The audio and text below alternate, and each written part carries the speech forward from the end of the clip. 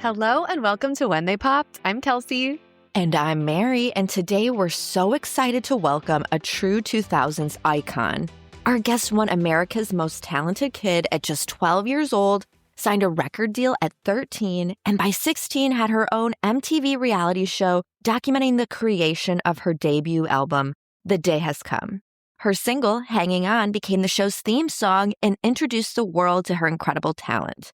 After her solo career, she made the leap to Nashville and became a founding member of the country band Gloriana, touring with Taylor Swift on the Fearless Tour and hitting number 3 on the Billboard 200 with their self-titled debut album. We can't wait to learn more about her story and what she's been up to since then. Cheyenne Kimball, welcome to When They Popped.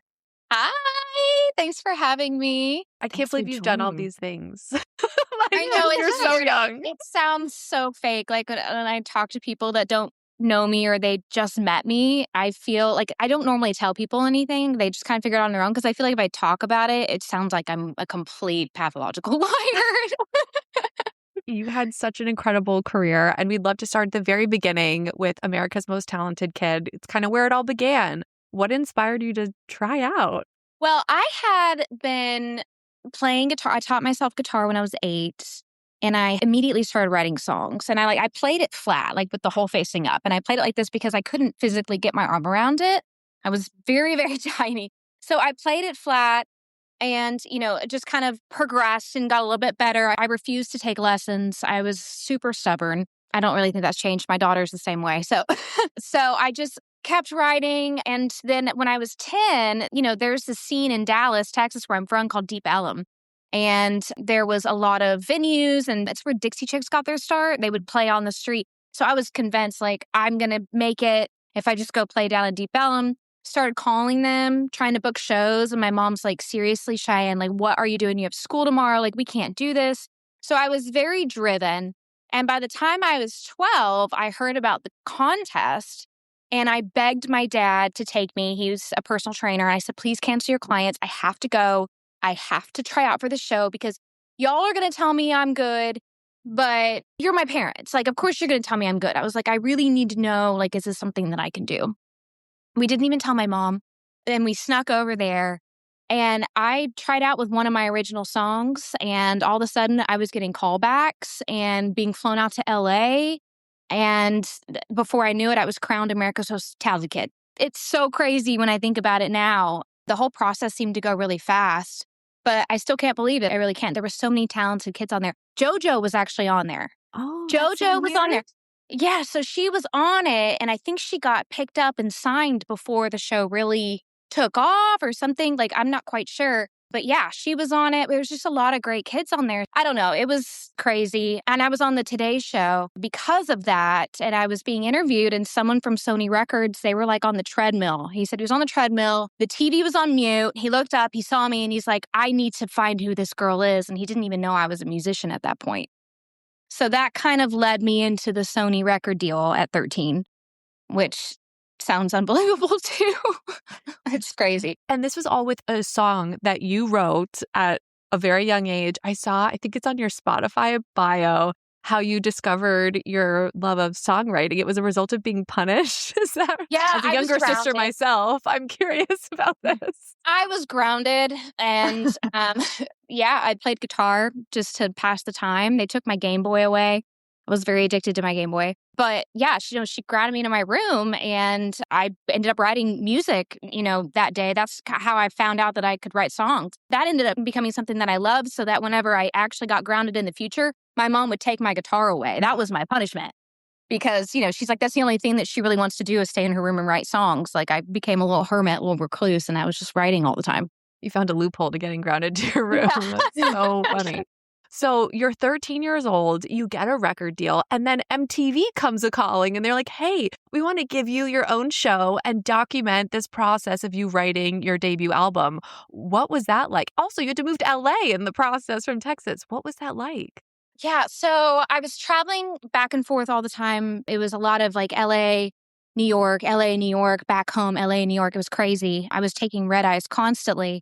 And Sony, they put me with MTV. They said, you need to go and have a meeting with them because this is when TRL was still a thing. They're like, you're going to be on TRL. You're going to be doing all that. So you need to go and like establish that relationship with them. And I was like, okay. So I'm 14. I go in, I tell them my story. I play them some songs. I'm just me still. And they were like, we love your story. We wish we could do a show on you, but we don't have any available slots. We don't have anything. And right around that time, there was an artist that had a show on MTV and I'm pretty sure got canceled or something happened. And they called me and they said, hey, we have an open slot. Can we do a pilot? I'm like, okay. So they film me. It's my 15th birthday. I'm still living in Dallas. I have my first boyfriend. Like, we have no idea at this point if it's going to be anything. And 6 months later, they called and they said, it's greenlit. Like, you're going to have an MTV show. My mom and I were in the car. And I was riding with her. She was driving and like we had to pull over. We couldn't believe it. Like it was unbelievable. And they were like, yeah, we're going to start filming immediately. And that's when they were like, you're going to have to move to LA. We're going to need to put you in a house and all of that. And it was hard because my sister didn't want to go. She was about to be 18. She was kind of wanting to live her own life. So that was one of those tearful episodes that we had to leave her. A lot of the crying was because of that. But yeah, we just uprooted and moved to LA. And it was this cute little house in Tarzana. I loved it. I remember seeing that scene of you breaking up with your boyfriend and you're like at a restaurant. And I remember thinking like, oh my gosh, she's so mature. Like, so she's having such a great conversation. And I just feel like you set a really good example for kids our age, even though you were going through this insane experience that very few of us could ever relate to. You were just so poised. And even watching you on TRL, I remember watching your interview and you had a skinny little tie on. And they were like, what's your favorite pizza? Like, it was just so cute. And I just thought you were such an incredible role model for all of us around that time. Thank you so much. Of course. I'm curious if you knew like what you were signing up for. Like, did you know that you were going to be a role model to little kids like me and Mary? No. All I knew, and I'm a very like visual, like driven person. Like, and I've always said, and like my best friend told me the other day, she's like, you're so right. Anytime I want something, I get it. Like I get so determined. I get so hyper-focused on getting it. I end up getting it. I was just so focused on playing my music for the world. That's all I wanted to do. I was writing it at school, like I'm going to play arenas, and I really wanted leather pants, like Axl Rose from Guns N' Roses. I'm going to have leather pants. I had these dreams and these visions, and I just like, there was no steering me off of that path. It was just, I was doing that. But as a result, I was able to be a role model for you all. And it was just not something that I ever expected, but it was so great. It was an amazing thing to do that for people. Like I would do meet and greets and like people would be like hanging on, change my life or help get me through a breakup or help get me through this. And that was just an unexpected part of my career that was probably the most special, I would say, was that I was able to help other people. I didn't realize I would be doing that. Were you prepared in any way, or were you aware of like, how did you deal with that attention that an MTV show brings and the millions of eyes that come along with it? It was odd, honestly. So when I left school, I left in the 7th grade and I asked my mom if I could be homeschooled because it was difficult. Kids that at that age, like it was hard. I was treated differently all of a sudden. And I had always loved school so much. I was like a peer mediator. I'd help other kids with their problems. I was cheerleader. I was in orchestra. Like I loved being in school. But I started getting to a point where I didn't want to go. So I asked to be homeschooled. And when I left, a lot of those kids, they thought I was lying. They thought I was making it up. So I had a lot of that. And so for me, when everything kind of came about, it was kind of nice for me to like take a breath and be like, okay, like all of my work, because it was like 3 years worth, all of my work is finally coming to fruition. Like now I can finally show it to the world and like I don't feel like, crazy. It was a nice feeling, but then at the same time, I felt so not like anyone else my age. I was surrounded by adults. So it was kind of nice to have fans my age because I kind of felt like I could connect with them because I was with adults all the time. I wasn't in school anymore. But I don't think I was prepared at all. I don't think anyone can be prepared for that. Even at, I'm 35 now. I don't think I would be prepared for fame now. And I've already kind of experienced it because it's definitely weird. And the first time that I was truly recognized, not from America's Most Talented Kid, but it was after the first episode of Cheyenne, I was in New York and I was crossing the street and this girl just ran up to me and like she was almost in tears. And I didn't know what to say. I just gave her a hug and I was like, thank you so much. But yeah, it's crazy. It really is crazy being on the other side of that. And the perspective that comes along with it now as an adult, being like, oh my gosh, would I let my kid do that now? Like, I don't know. It's so wild. Yeah. And I've definitely thought of that. I think with everything I went through, and I'm so grateful that I got to experience it. But would I let Nico, my daughter, do it? No. I would make her wait till she was 18. She would probably fight me on it because I know younger me, I would fight tooth and nail because that's all I wanted to do and I was ruthless. But no, I would. And it's not that it was a negative thing for me at all. Right. It's just I would just want her to have a little bit more of a normal childhood, I guess, just because I never did. Sure. So. But I mean, how cool that you can say you went on a mall tour with the Jonas Brothers. Like, what was that like? I was just talking to my friends about that the other day. It was like some random thing. They're like, oh, blah, blah, blah, Nick. And I was like, oh, yeah, I knew Nick. And they were like, what? I was like, I actually did a tour with them, like a mall tour. They were like, what? I'm like, yeah, we were kind of all just getting our start. We were signed by the same person, David Massey at Sony. And yeah, I just remember we were playing Simon Malls and the guys, they were so sweet. Nick was my favorite. I still adore him. I think he's amazing. I don't talk to him anymore, but the last time I saw him was at the White House when Gloriana played at the White House with him. And he's the sweetest guy and he smells amazing. Let me just tell you that. He's like the best smelling guy ever. Like, I don't know what he wears. I don't know what. I just remember being like, oh my gosh, he smells so good. So there's that. Oh my gosh. So we have learned that Nick Jonas smells incredible. Yes. And would love to learn more about your debut album, The Day Has Come. This came out in July 2006. You were 16. I assume you were very creatively involved in this album. Can you tell us about that creative process? My blood, sweat, and tears are in that record. It started, when they signed me when I was 13, they just started putting me with all these writers, and I was writing every day. I got to write with Max Martin. He did Since You've Been Gone and like all the Britney stuff. But the funny thing is, I had no idea who he was. I had no clue. I was so clueless most of the time about the people that I was working with. I worked with The Matrix. They did all the Avril Lavigne and Liz Phair stuff. Once again, had no idea who they were. So I was just in rooms with all these people just making songs and just kind of throwing it and seeing what stuck, what felt right. I wrote so much for that record. My favorite process was being with the Blind Melon guys, my favorite band of all time. They were producing Anna Nalick. She had that song Breathe. And they were producing her. And David was from A&R at Sony. He was like, you're going to get to meet Blind Melon. I was like, what?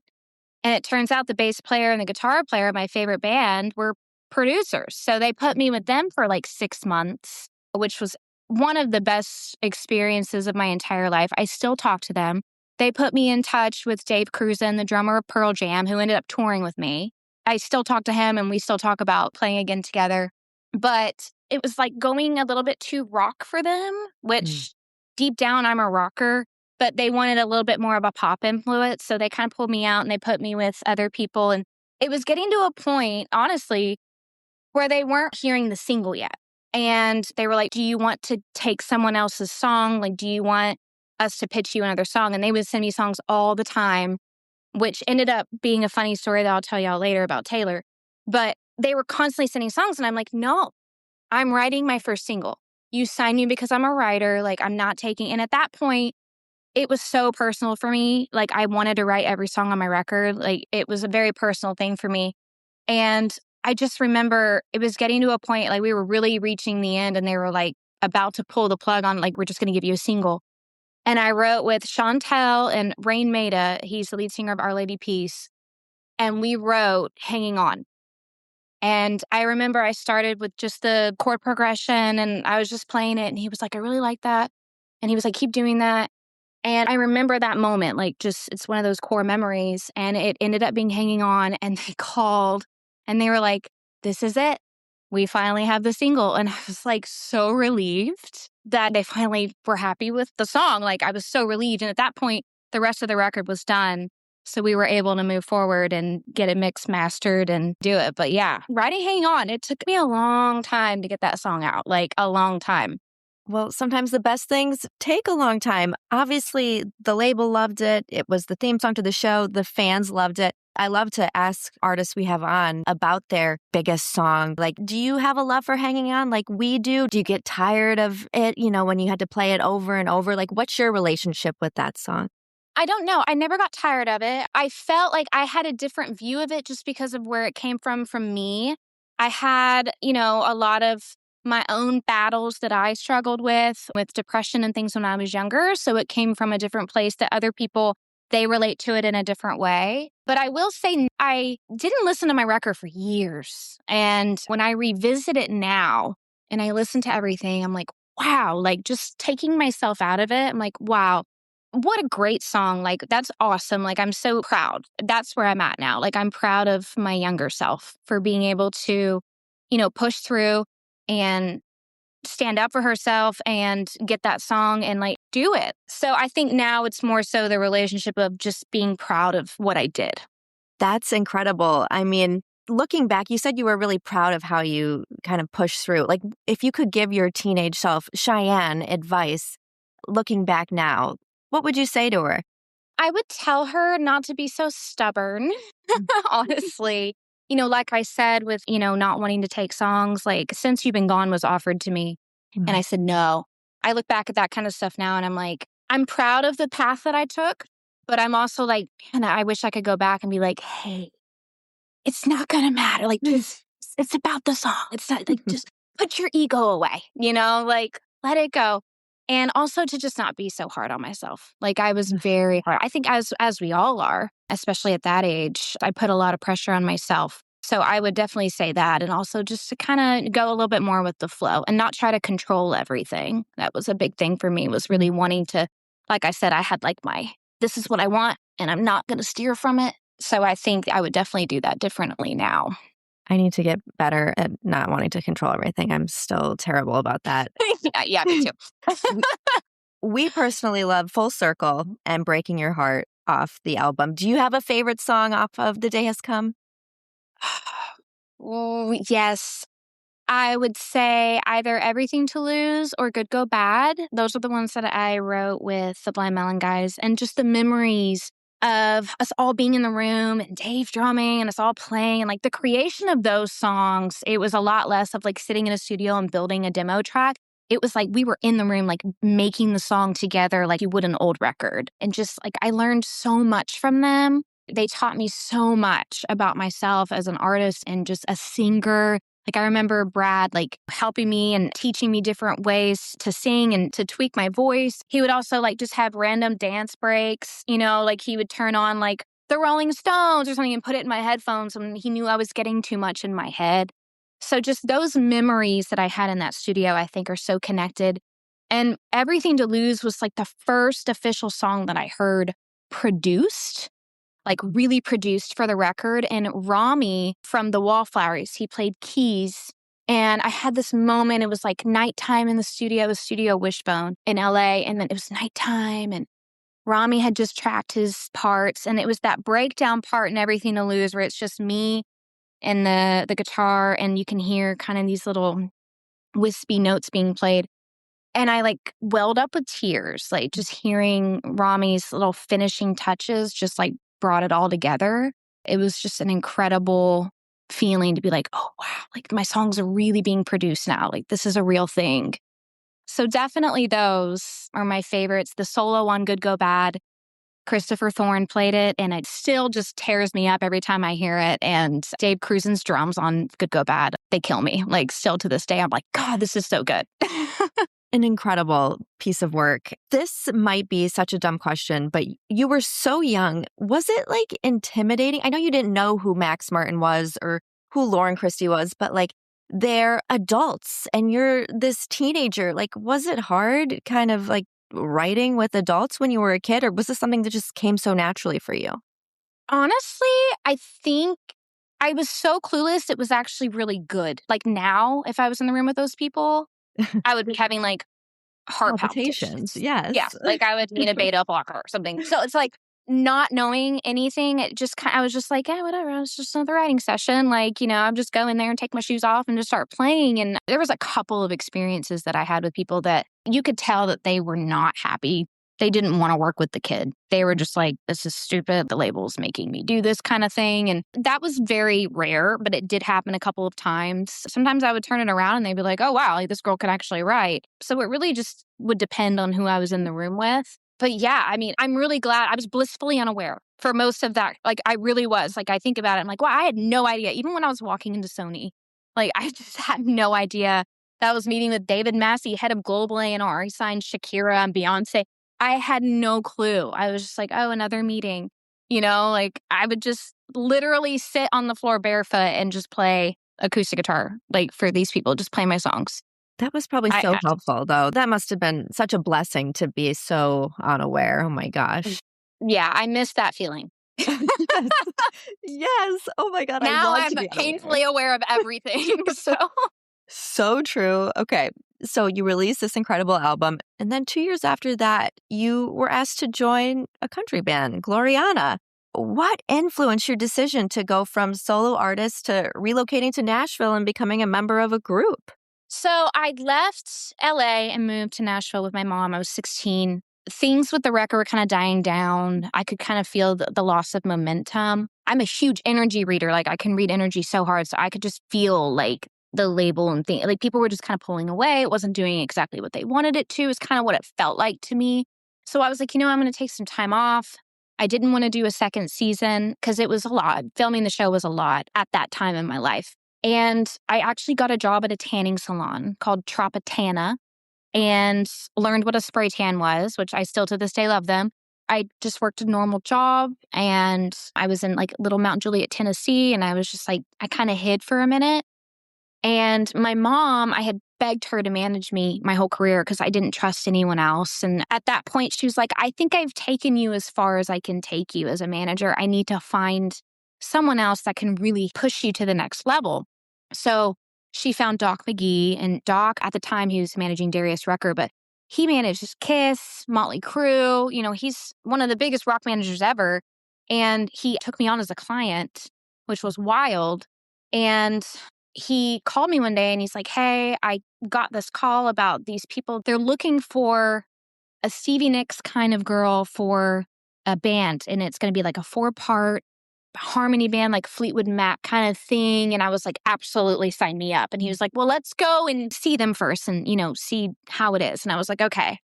And at that point, carrying the weight of having a career and doing it all on your own, like touring, and I would lose my voice and like all this stuff, like the thought of having other people to carry that weight with me sounded so refreshing. And also just doing something different sounded fun. It sounded like, okay, let's step out of my comfort zone. And so we went to, I believe it was 3rd and Lindsley in Nashville, and they were called the Midnight Three. And it was the two brothers and Rachel.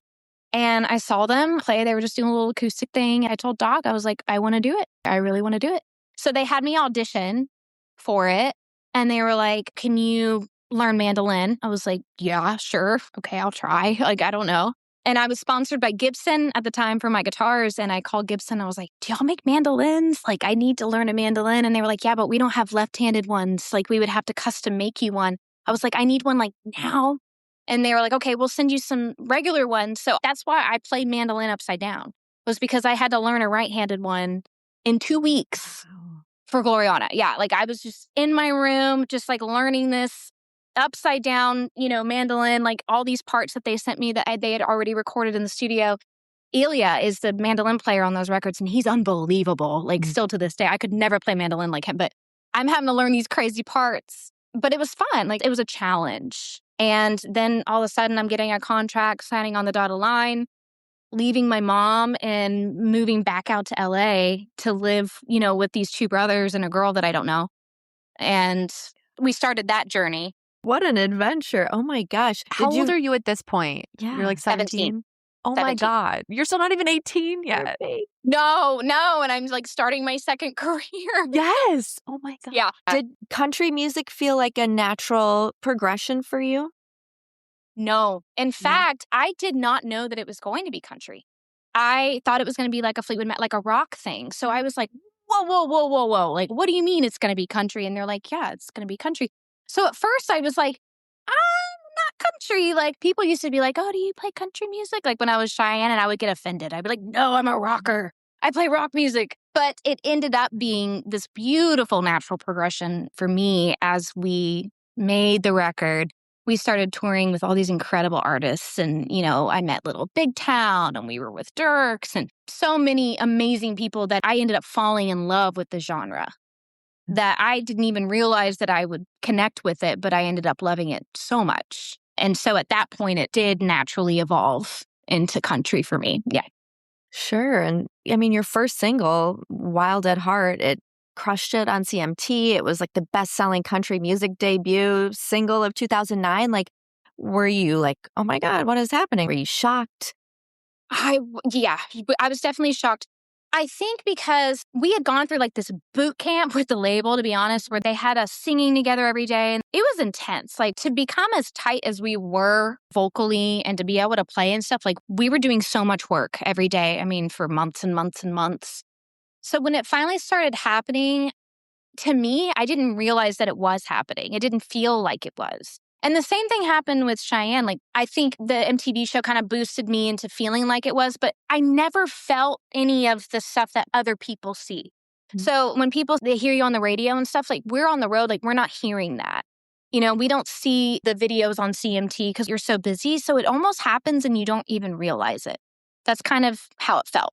I get that. Yeah. It's easier to see from the outside looking in than when you're in the thick of it yourself. No, that makes complete sense. You, a human. So you're like, yeah. And we had our heads down and we were like so focused on like forming this and like making this good that when it started taking off, I don't know, you would get calls from people and they're like, oh, I just saw you on this or I saw you on that. But it never feels like that when you're in it. I will tell you that. It never feels like that. I don't know what to compare it to. But, all of a sudden you look back and you go, oh my gosh, like that was going on. I didn't even realize it. Yeah, the business is crazy like that. It really is. I can only imagine, especially being that young. But so you guys are kind of crushing it right out of the gate as Gloriana. And then you get the call to hit the road with Taylor Swift and Kelly Pickler on the Fearless tour. Can you please tell us anything you can about this time in your life? I will say they were some incredible times. Like age 19 for me, I would say was such a beautiful year. It was such a good year. I feel like that was like our best year. But yeah, we got the call. I couldn't believe it. I still was like kind of reeling like, what? Like okay. And then we got on the tour and once again, it just happened so fast that you don't even really realize it's happening. And then we had taken a break for a few months, I think I want to say. And when we came back, we went from playing like small arenas to like, it was huge. It was like Madison Square Garden. Like all of a sudden Taylor blew up. Like she was big and then it was like really big. And we were kind of in that transition. So that was wild. But once again, you're on the road, you're waking up every day. It's just the same thing every day. You wake up, you see your itinerary. This is where we are today. This is where the bathrooms are. This is where the nearest Starbucks is. I'm addicted to Starbucks, so they had to have that in there. And they're like, we're at this place, we're at this arena. You have a meet and greet at this time. And then, you go on at this time. And so after a while, it just becomes normal. I remember when we played Madison Square Garden, I remember getting up there and I was like, oh my God, but it just feels like every other stage. Like it looked like every other stage. But it was such an incredible thing that, you have to remind yourself, like, oh my gosh, like this is crazy. It was wild. Once again, I look back on it and I still can't believe that was our lives at that point. And I read that Gloriana and Kelly, you guys would get to join Taylor on stage for I'm Only Me When I'm With You. Like, I mean, looking back on that, or even just in that moment, to be able to play with an artist like Taylor Swift, I know she was earlier in her career at that time, but how cool was that? It was really cool. Getting to go on stage with them every night was a blast. It was so much fun. I always had these memories. Taylor always thought I smelled really good. And we would like hug up there and she's like, you smell so good. But one thing that I had mentioned earlier, me being stubborn about not taking songs, when I first met Taylor, she was sitting on the bus and I went in. I was like, hey, Shem, so nice to finally meet you. And she's like, hey, I used to send you songs and you never took them. And I was like, I'm really sorry. And she's like, yeah, why not? And I was like, I really wanted to write my own songs. It was nothing against you. I had no idea. Half the time, and they wouldn't even show them to me because they knew that I was going to say no. And that was just a really funny, one of those full circle things that, now I'm opening up for her. And she was like, I used to send you songs and you turned them down. I'm like, I'm so That's sorry. crazy. I feel like she, of anybody, should understand because I feel like she writes her own songs too. She did. And I even said that. I was like, you of all people should know. Like, I wanted to write my music, But now I still wonder, like, I still think back, like, I wish I could hear what songs she was pitching at the time. Yeah, I really would love to know. But Taylor was great. I remember her coming on the bus for my birthday, and she had got me a bunch of stuff from Anthropology. She was so sweet and personable. I remember we just like hang out in the dressing room while she was getting ready. At one point, she had to use Sharpie for her little, like, remember when she had eyeliner? It was really important, her eyeliner. She used Sharpie one time and we were like laughing about it. I remember her showing us like songs she was working on. And yeah, it was great. Unfortunately, I don't talk to her anymore at all. But those years were really wonderful. We went to Australia. We got to see, a lot of really incredible places. And like I said, the venues that we played, it was just unbelievable being able to do that. Bridgestone and Madison, like, once again, I still feel like it wasn't, like, I feel like it wasn't me when I think about it. It's crazy to think that it was and that there's photo proof, but it doesn't feel real. It's like out of body.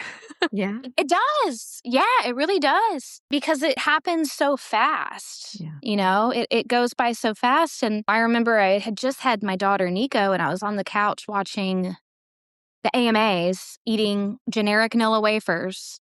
And I I tweeted or I Instagrammed or something, and I was like, I was on that stage at one point, and now I'm sitting here, with my baby watching it, eating cookies. Like, what is life? Really, what is life? It's very strange. You've had Lived so some many incredible chapters. lives. Yeah, you've lived I feel like you've had 9 lives, and so many of them happened before your frontal lobe fully developed. I know. Yeah. And that's so true because I think back and I think a lot of just like how fast and like how I wasn't able to absorb it all was really because of that. Like, I just could not understand. I couldn't really take it all in. I really couldn't. I never really stopped to smell the roses, not in a bad way. It was just that it all happened so fast.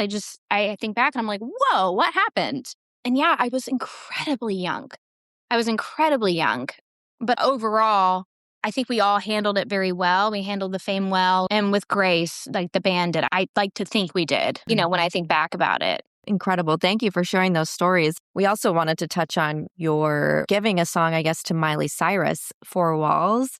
Oh my gosh. First of all, that is my favorite song. Your version of that is so, so good. And so I couldn't believe seeing it on Miley's Breakout. How did that come about? So, I wrote Four Walls with Scott Cutler and Ann Previn. They wrote the song Torn for Natalie Imbruglia. So it was just this other incredible team of writers that I got to meet and I got to work with. And we wrote Four Walls. And I was actually in a van with Gloriana. We were just starting. We were doing little clubs. We actually played Wild Wing cafes and stuff. It was really, really tiny tour. And I got a phone call and I was just sitting in the back, with my headphones on, with my, sweats on. And they're like, hey, so Miley Cyrus wants to cut Four Walls and we were just trying to get your permission. And I just remember being like, what? What do you mean? And they're like, she wants to put it on her record. And I was like, absolutely. Yes, she can definitely have it. I didn't even think twice, of course. And a little bit later, we were doing CRS, the country radio seminar. She was there. And I went up to her and I was like, hi. And she was like, oh my God. She's like, it's so nice to meet you. I was like, you too. And she goes, thank you so much for letting me have Four Walls. I really appreciate it. And I gave her the biggest hug. And I mean, she is an angel. She is the sweetest thing. I adore her.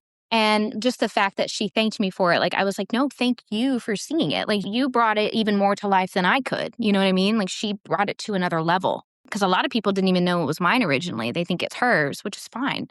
But she was a doll. She was so sweet. Well, we knew it was yours. And I just have to pump your tires, toot your horns. That song is so good. And Thank you. When I was in middle school, it was there for me. And when I am an adult, it is there for me. So it has followed me through generations. Such a cool story. So in 2011, that's kind of when you decided to leave Gloriana, take a break from music. Are you willing to kind of tell us what led to that decision? Absolutely. So at that point, I had been in the industry for a very long time. I had started at 12 and it was just, other than my little Tropicana moment, I was working really, really hard. And I got to a point where it wasn't feeling good anymore, which is really sad. My love and my passion, like I felt like it was taking a toll on me, and it was taking a toll on my mental health as well. Even back then, like mental health was not as talked about. And I had battled with a lot of stuff my whole life and used songwriting as an outlet, but I wasn't writing a lot with Gloriana. The producers wrote a lot for us. And that was another thing that was hard for me because I was so used to writing my own stuff. But I allowed that and I let that in. But I wasn't being creative, and I didn't really feel like I was being authentically me anymore. I just kind of lost myself. And it was kind of a sudden decision. It was one of those like really instant moments. I was in Wichita, Kansas, and I was just like, I'm done. I'm out. Like, I can't do this anymore. And I left and I walked off the bus. The reason that I tweeted about it was because I had made my mind up and I didn't want them to try to convince me to come back or anything. Like I tweeted and I said, I'm out because I wanted to solidify it. Would I go about that differently now? Absolutely, I would. And I have gone back and apologized to them and, our old tour manager and Rachel and I are close again and we've, moved past it. But at that point in my life, I felt so overwhelmed. I didn't know how else to deal with it. I was just like, curtain closed, out, I got to go. And I didn't really want to explain or feel the need to explain. I didn't want to sound bratty or I didn't want to sound ungrateful. I just didn't know how to let people know, like, I've had enough right now and I need to like hide for a bit.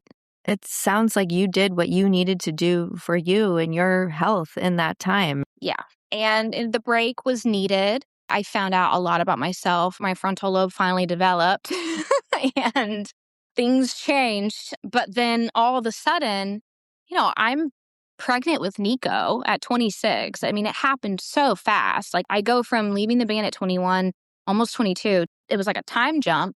And all of a sudden, I'm a single mom. I'm a single mama. And oh my gosh, like I need to make ends meet. A lot of people are under the impression that there's a lot of finances and things flowing. That wasn't the case. And so, I went to serving tables and like doing normal jobs because I just wanted to take care of Nico. And a lot of people are like, why aren't you doing music? And like at that point, and still at this point in my life, like I am so focused on taking care of her and putting a roof over our head and, food in our mouths that like it's really hard to go after the music thing like I did when I was younger. Because when I was younger, I didn't have any of that. I wasn't worried about rent. I just was like, there was nothing stopping me from doing it. So I think that's been the biggest hurdle is like leaving and then becoming a parent. It just changed my whole outlook on everything. And it made it, a little bit more difficult to pursue music again.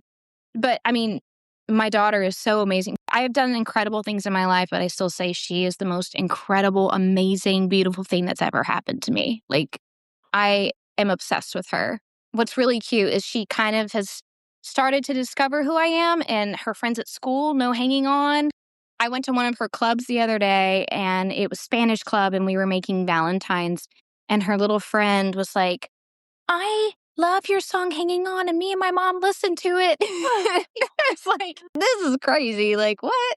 So your daughter knows how cool you are. That's right. Number one. See, that was another thing is I never told her. I didn't ever really have, I think other than the photo of Sheryl Crow and I singing in the microphone that I got from the label, like she didn't really know or see anything. I didn't really hide it from her, but I just never really talked about it. And then she kind of started putting two and two together and she would go to my mom's house and see these photos, me on stage. And she's like, what is this? What's going on? And my mom's like, well, this is your mom and this is what she's done. And then her friends start, recognizing everything. So now she wears the Cheyenne shirt to school, which is adorable.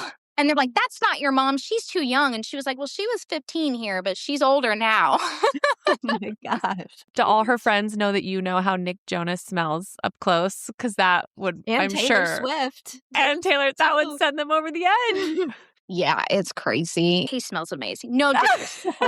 No disrespect to his beautiful, stunning wife. No, like I even feel wrong. I even feel wrong saying that because you should not. We want to know. He's married to this incredible woman. But yeah, no, you're missing out. I'm just smelling. Yeah. This is weird. Speaking of your daughter, you just started this amazing series where you're covering your old music in a series called Songs I Want My Daughter to Know.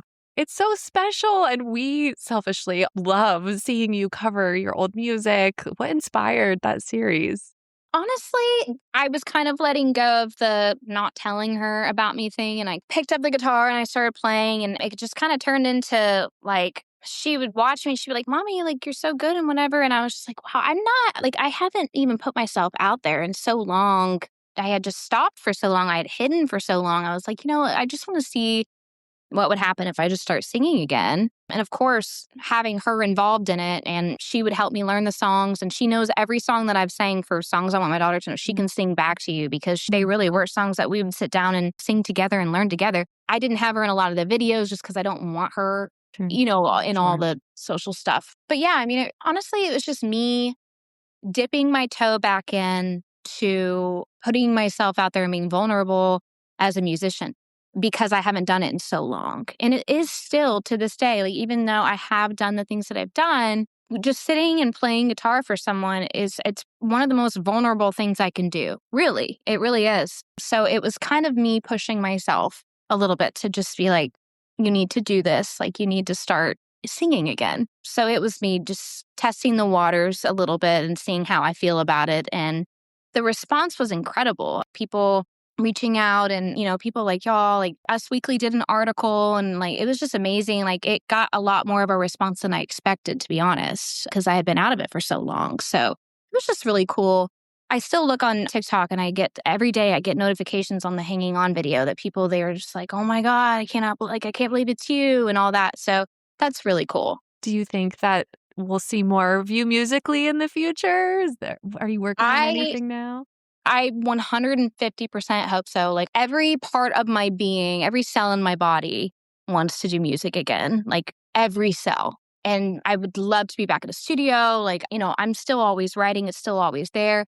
Eventually, I'm going to start posting, hopefully, some songs that I've been working on. But for me, it's, like I said, life is so lifey right now with just me and my daughter that kind of comes first. But as soon as I'm able to pursue it and, really tackle it, like, I will do it full force. Like, I will totally do it. I miss it. I really do. I miss being on stage. I miss all of it. I really do. But I'm glad that I took the break, because if I would have continued and say I was still doing it, like, I don't even know. I would have really burned out, It was a good break for me to really learn to appreciate it. And now I would come at it from a different angle. I would have just a completely different outlook on it. Like, it would be totally different this time. Well, if there's anything you have taught us, it's that there's always a next chapter. You can always reinvent yourself. And the only person putting limits on yourself is you and saying no. So we will be here when you come back to music, and we are cheering you on.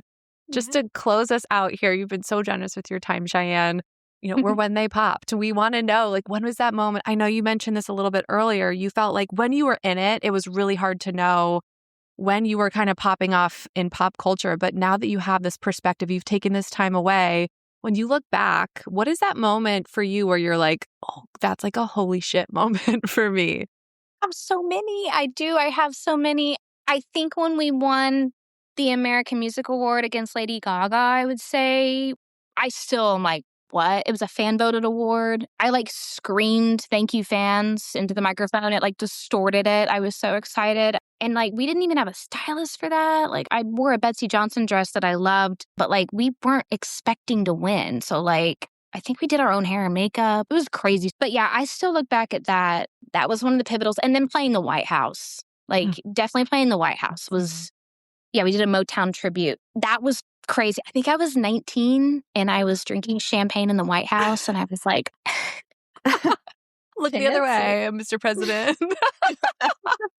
Okay, wait. Speaking of your hair, you were like such an icon to me, because there was an episode of Cheyenne, the reality show, where you were straightening your hair with a blow dryer and a hairbrush. And I didn't know that could be done.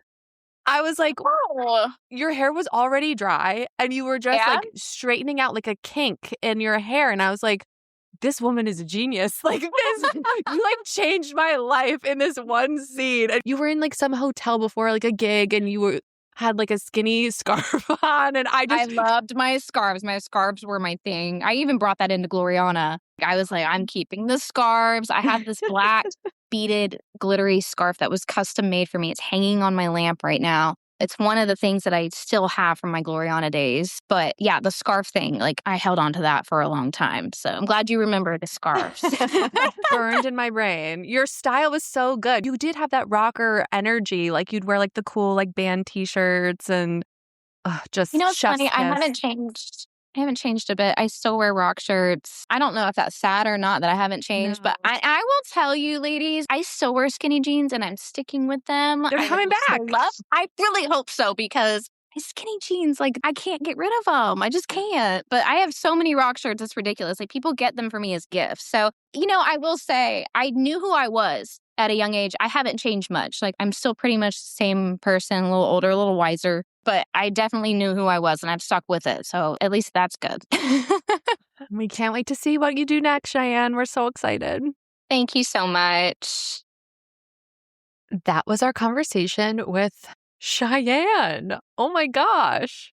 Oh my gosh, I have such distinct memories of watching her show at my friends, like at a sleepover, and also listening to her song One Original Thing on the Aquamarine soundtrack on Re-Freaking-Pete. I was obsessed with her song, Hello, Goodbye. It starts with, am I speaking Japanese? I told you 20 times a week. My friend Steffi and I still, like, if someone's not understanding us, we're like, am I speaking Japanese? Like, this is a Cheyenne reference. Yes, her impact. She's so lovely. What a great storyteller, which I'm not surprised because of her songwriting. Like, not surprised, but I didn't realize the Max Martin of it all. That did not come across my research. I know. I didn't want to new. press on it, but I would have been like, tell me everything. But I feel like it was just another adult to her at the time, you know? Just like for us, we would have been like, oh, you're the guy that's on the credits of all the Backstreet Boys CDs. Like, I don't, right? Like, oh my God, just how incredible. I mean, she wrote some songs with Cara DioGuardi, Lauren Christie from The Matrix we've had on the pod. Just incredible how she stayed true to herself the entire time. And like she said, bringing to light, taking care of yourself first. It was not en vogue back then. A lot has changed in just the last 10 years with the way that we talk about mental health and putting our emotional well-being first. And what a great example to keep setting for us. You know, we really grew up with Cheyenne. So seeing other people do these things for themselves, I feel like gives you permission to do it yourself. So we're so grateful for Cheyenne and that she gave us time to talk to her. Like, oh my God, I hope I didn't sound like an idiot talking about her straightening her hair. But that really is one of my like core memories as like a 15-year-old being like, wow, I don't have to use this Chi hair straightener that pulls out all my hair. I can just use a blow dryer. So do you do that today? Yeah, I literally can recall the scene like the back of my hand, and I'm like Cheyenne, blow drying my hair. Incredible. Beautiful long blonde hair. I mean, she's so gorgeous. So she hasn't changed at all. Well, we're so grateful to have her on this episode and to get to talk about one of our favorite shows growing up and her incredible album and just how many lives, careers she's had, and cannot wait to see what's next. Thank you guys so much for listening. Make sure that you're following us on When They Popped Pod, and make sure that you're subscribed to our Patreon. You get extra episodes, 3 episodes a month, and we are doing a really fun rewatch of all of our favorite shows from the early 2000s, including One Tree Hill and The OC. I wish that we could watch Cheyenne, the TV show. However, it's like not available anywhere. Prime took it off for some reason. It's like not on YouTube. So if you know where a girl can rewatch it, please let me know so I can verify all my memories. Oh my God. She needs it. Send it to us, please. Send it to us. DM us at When They Pop Pod. Thank you all so much for listening. We appreciate you. Bye. Bye.